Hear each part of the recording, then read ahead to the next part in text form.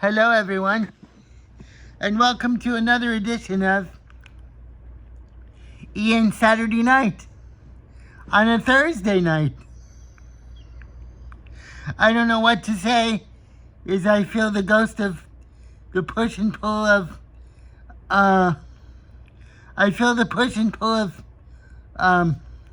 relationship issues, as much as I can say, and I feel the need to ventilate a little bit.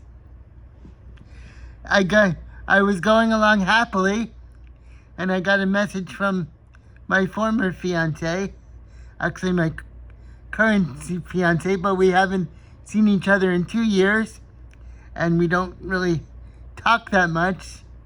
But she said, maybe you'll like so-and-so better than me. Maybe my mom will approve of somebody better. And it was in reference to a family friend. And this is a trigger point of stress for me and sadness. So I reacted that I'm a bachelor for life.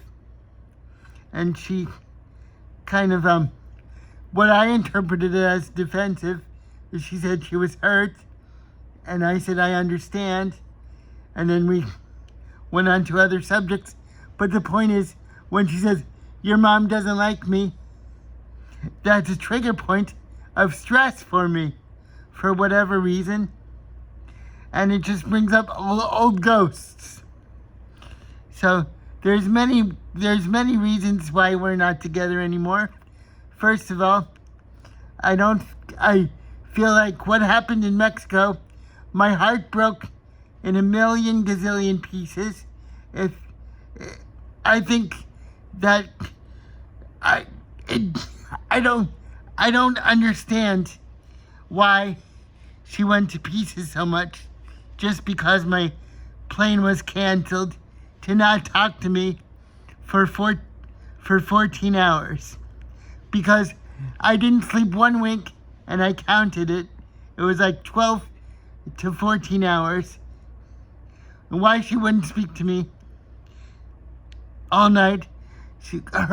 Her backside became the backside of Gala, Salvador Dali's wife, where only her backside was visible, and she didn't say one word to me. And she blamed me for my flight being canceled, circumstances beyond my control. It was our honeymoon time. I was completely devastated, as I said before in my previous diary entries. So that was a big red flag for me.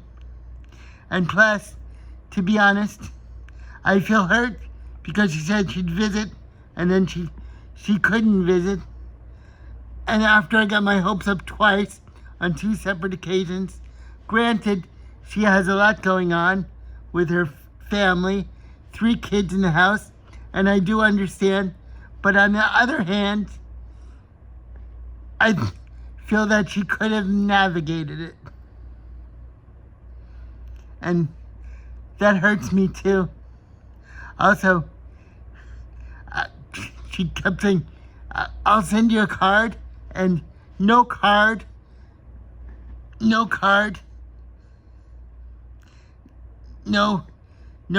present or keepsake. I don't mean to sound petty or trivial, but given the distance between us, I look forward to those things, and I end up feeling somewhat unloved and underappreciated, to be honest. That being said, I have love for her a lot, and in my dream state, I do wish I could see her again, because I don't want the last thing I remember of her to be an about face and to turn away from me as she did with anger and dismissal. And for some reason, she feels like I have a lot of drama inside me, and I can't convince her that I don't have drama, because frankly, I don't see the drama inside me that she does. But I'm burying the hatchet after all, it's been 2 years it's been 2 years since we've been apart, and that's a clear message that, I hate to say it actually, but we're probably not meant for each other, being given that it is 2 years. And it hurts, and it hurts, and it hurts. But that's the fact of the matter, because 2 years is a desert of a long time. Frankly, it's a desert of time. And if I truly meant the world to her, she would have made amends to visit me during the 2 years. And that's something that that's a fact that I cannot shake. It's a fact that I cannot shake. So, in many ways, I feel as if I've been slighted and somewhat unloved by her. I feel unloved. But she carries drama around her from her past. I don't want to get into it, but she carries some degree of a great deal of pain from her past, and pain from the past colors the present. Pain from the past colors the present.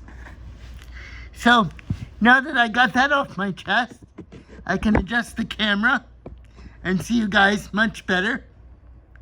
I apologize that, but it's emotional and painful for me to talk about, and I'm sure my devoted listeners will understand that was a trigger for me that just happened about an hour ago.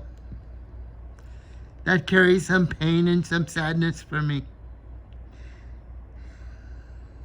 The mention of my mother and in-laws and all that. So, that's a trigger point of sadness for me. But also on my end, I do feel somewhat unloved in this situation because I haven't gotten a visit or any talk about a possible visit or a card on my birthday. So, I don't mean to sound petty, but all these things add up to power when I look forward to keepsakes and sentimental expressions of affection. So, that being said, I can still laugh and let bygones be bygones. I don't know if I'll find love again, or that I want to, or I know that I want to, but the mystery of life is such that it's all a mystery. I just have a lot of sadness inside, and my listeners and watchers can understand. I certainly go on about it a lot in my past diaries entry, precisely because it's a surrealistic situation to be engaged to someone and to not see them for 2 years. And my parents see this, and they interpret it as a double red flag. Not to mention what happened in Mexico. My mom found out, so I'm sure that carries some animosity. Anyway, I am a surrealistic person, so it kind of fits in. Not that I willed it or wanted it to happen, but it kind of fits in with my surrealistic view of the world. And I just have to let things be, because I have a tendency to beat myself up about things. And I have to realize that I didn't really do anything wrong. So, I have a tendency to really beat myself up and to feel bad and sad and all those things. But I have to... Time is the only thing that can heal these feelings of loss and feeling unsatisfaction. But I have to let it go and let it be.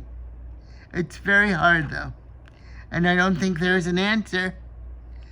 I just have this feeling like I want to see her again on a friendship level or a social level or however she'll see me, because the last image I have of her turning away and not even hugging me is in the light of just days ago proposing to her and have her say yes. The contrast is devastating to me, and it's probably not something I'll ever get over 100%, but at least I can be mindful of the pain. And everything else is a mystery of life. That's all I can say. The rest of the day, previously, I had a nice time. I just did some reading. I'm reading the autobiography of Leni Riefenstahl, who did Triumph of the Will. It was a Nazi propaganda film, and she is a creative person. But for the record, I don't agree with her Third Reich activities and her Nazi employment. But she is a creative artist, and she would, as far as I know, she said for the record that she never signed on the dotted line to be part of the Nazi party, that she was just doing a job, but that's also problematic. She lived to 102 years old, I believe, or 103, and she did, after the war, around the 70s, I think it was, she did work for the National Geographic. So on some level, she was exonerated. On another level, she was justly criticized and spurned. So that's the way I feel about that. Everything I read is an exposure to things, and I'm truly a champion of reading all contrasting things that my mind falls upon.